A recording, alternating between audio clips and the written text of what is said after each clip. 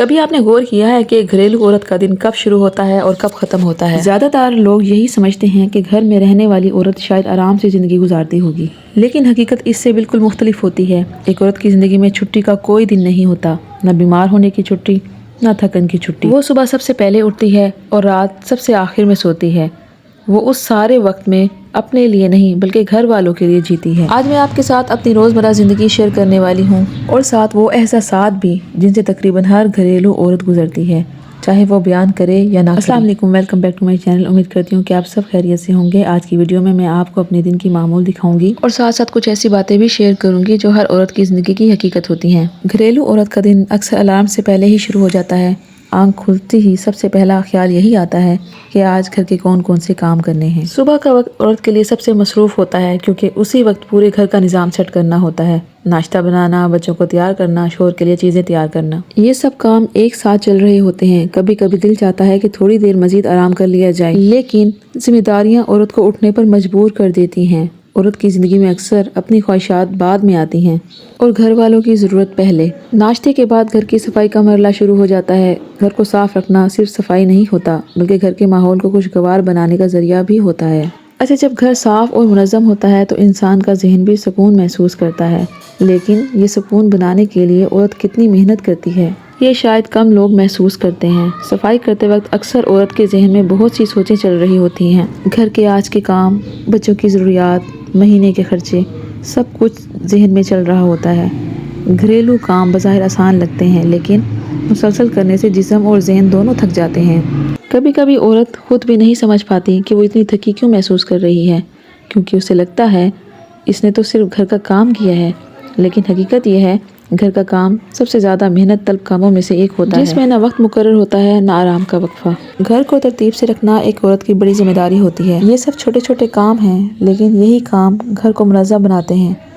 एक औरत जब घर को तरतीब में रखती है तो वो दरअसल अपने घर वालों के लिए आसानी पैदा कर रही होती है, ताकि हर चीज़ वक्त पर और आसानी से मिल सके। अक्सर औरत अपनी ज़रूरतों को पीछे रख देती है। वो घर वालों के लिए सोचती है, लेकिन अपने लिए वक्त निकाल ही नहीं पाती। बहुत सी औरतें ऐसी होती हैं जो अपनी सेहत, अपनी पसंद, हत्ता कि अपनी नींद भी कुर्बान कर देती हैं, इसलिए कि घर का माहौल खुश रहे। घरेलू औरत सिर्फ जिस्मानी काम नहीं करती बल्कि ज़हनी तौर पर भी पूरा घर संभाल रही होती है। वो घर के हर फर्द की ज़रूरत को याद रखती है। कौन बीमार है, किसको क्या पसंद है, किसको किस चीज़ की ज़रूरत है, ये सब औरत के जहन में होता है। यहाँ पर मैं कर रही थी अपने रूम की सफाई और तकरीबन बेडशीट मैंने झाड़ ली थी और बाकी एक्स्ट्रा चीज़ें मैं साथ साथ क्लोज कर रही थी। उसके अलावा डस्टिंग भी कर रही थी। बच्चों के खिलौने भी साथ साथ रख रही थी अपनी जगह पे और एक्स्ट्रा चीज़ें भी क्लोज कर रही थी, क्योंकि फैलावा बहुत फैला हुआ था। जैसा कि आप जानते हैं कि एक रूम है मेरा। झाड़ू लगाने से पहले मैं हमेशा कोशिश करती हूँ कि जितने भी एक्स्ट्रा जूते हों सारे उनको अपनी जगह पर रख दिया जाए और उसके बाद झाड़ू की जाए। औरत की सबसे बड़ी ताकत इसका सब्र ही होती है। वो हर मुश्किल में भी घर को संभालती है। वो अक्सर अपने दुख छुपाकर सबको खुश रखने की कोशिश करती है। अच्छा, औरत की सबसे बड़ी ताकत इसका सब्र होती है। वो हर मुश्किल में भी घर को संभालती है। वो अक्सर अपने दुख छुपाकर सबको खुश रखने की कोशिश करती है। हर औरत को ये समझना चाहिए कि खुद का ख्याल रखना खुदगर्जी नहीं होता, बल्कि ये ज़रूरी होता है।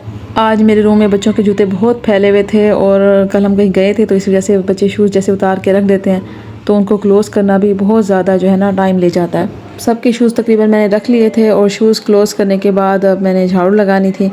तो मोस्टली यही होता है कि जब मैंने झाड़ू लगानी हो तो उस टाइम जो है अक्सर बच्चे इतना तंग करते हैं कि मेरी झाड़ू जो है ना काफ़ी ज़रा लेट होती है। तो मेरी कोशिश होती है कि सबसे पहले मैं ना क्लोजिंग कर लूँ अपने रूम की। अच्छा, इस तरह के फ़र्शों पे ना अगर ये फूल झाड़ू की जाए ना तो फ़र्श बिल्कुल नीट हो जाता है। तो पहले मैंने दूसरी वाली झाड़ू दी थी तो उससे जो है ना कचरा वगैरह कुछ रह गया था, लेकिन इस वाली झाड़ू से बिल्कुल फ़र्श साफ़ सुथरा हो जाता है। तो रूम मेरा काफ़ी जो है ना छोटा है, तो इस वजह से ज़रा चारपाई साइड पे करके फिर मुझे झाड़ू लगानी पड़ती है। तो यहाँ से पहले मैं कूड़ा वगैरह निकाल लेती हूँ, कचरा वगैरह। उसके बाद फिर सोफ़े के नीचे से और बेड के नीचे से निकालती हूँ। तो बेड भी बिल्कुल मेरा साथ दीवार के साथ लगा हुआ है, तो अक्सर कचरा बेड के नीचे जो है ना कोने में फंस जाता है। वैसे तो रोज़ ही सफाई होती है, लेकिन वीक में एक दफ़ा जो है ना झाड़ू के साथ लंबा सा डंडा बांध के ना तो फिर मैं नीचे से सारा कचरा निकाल लेती हूँ बेड के। अब तकरीबन चारपाई के नीचे से भी सारा मैंने कचरा निकाल लिया था और सोफ़े के नीचे से भी निकाल लिया था। अब रह गई थी बेड की बारी। तो बेड के नीचे से भी अब मैंने निकालना है। जो जहाँ तक मेरा हाथ जाता है वहाँ तक तो मैं नीट कर रही हूँ यहाँ पे, क्योंकि रूम एक होता है तो बच्चों के खिलौने भी बाज़ औक़ात बेड के नीचे ही घुसे हुए होते हैं, तो वहीं से वो निकाल के वहीं से इस्तेमाल करते हैं, उन्हीं के साथ फिर वो खेलते हैं। तो यहाँ पर मैंने ग्रॉसरी कुछ ली थी और कुछ ऑरेंज वगैरह भी लिए थे क्योंकि आपको पता है कि रमज़ान स्टार्ट होने वाला है, तो फिर उसकी आहिस्ता आहिस्ता फिर तैयारी स्टार्ट कर दी है मैंने। जब भी मैं ग्रॉसरी लूँ और वेजिटेबल्स वगैरह और फ्रूट्स वगैरह लूँ तो मेरी कोशिश होती है कि आते से इनको मैं बास्केट में डाल दूँ, क्योंकि मोस्टली शॉपर में पड़े पड़े ना चीज़ें ख़राब हो जाती हैं। अच्छा जी, यहाँ पर मैंने इन सबको अलग अलग से बास्केट में डाल लिया था, तो बाकी जो रूटीन की चीज़ें थी उनको बिल्कुल सामने ही मैंने रख दिया था।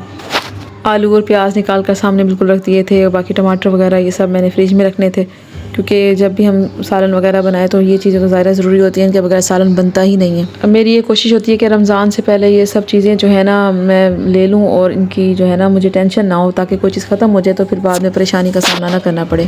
क्योंकि मोस्टली जो है ना रमज़ान में ये सब चीज़ें बनानी पड़ती हैं, पकौड़े और चिप्स वगैरह इस तरह की चीज़ें। आलू और प्याज का इस्तेमाल तो वैसे भी ज़्यादा ही होता है हर घर में।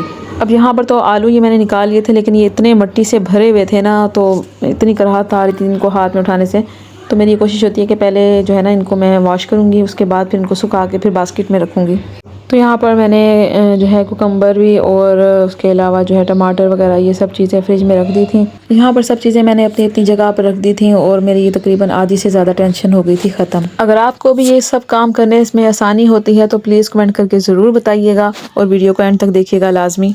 यहाँ पर दोपहर का टाइम हो चुका था, और तकरीबन सालन भी मेरा कंप्लीट हो चुका था और बन चुका था। तो मैंने बनाए हुए थे शोरबे वाला चिकन, क्योंकि बच्चों को यही पसंद होता है, शोरबे के साथ ज़्यादा खाना पसंद करते हैं। शाम का वक्त आता है तो फिर से दोबारा मसरूफियत लेकर आ जाता है कि रात की खाने की तैयारी, बच्चों का काम, घर की तरतीब, सब कुछ दोबारा शुरू हो जाता है। तो अब यहाँ पर जी आटा ख़त्म हो चुका था, मैंने आटा गूंदा दोबारा से, और साथ में रायता वगैरह मैं बना रही थी यहाँ पर। और साथ ही बच्चों की फरमाइश थी कि हमें चिप्स बना के दें, फ्रेंच फ्राइज़ बना के। तो जल्दी से फिर मैंने आलूओं के छिलके उतारे, क्योंकि ऑलरेडी पहले वो धुले हुए थे। फिर उनको मैंने जल्दी जल्दी कट करके ना फिर मैंने फ्रेंच फ्राइज़ बनाई बच्चों के लिए। चलें जी, आज का मेरा व्लॉग बस इतना ही था। अगर आपको मेरी ये वीडियो पसंद आई हो तो प्लीज़ हमारे चैनल को लाइक कर दें, शेयर कर दें, सब्सक्राइब कर दें, क्योंकि बहुत मेहनत से मैं ये वीडियो बनाती हूँ। तो प्लीज़ मेरी हौसला अफजाई के लिए ये सब आप कर लिया करें।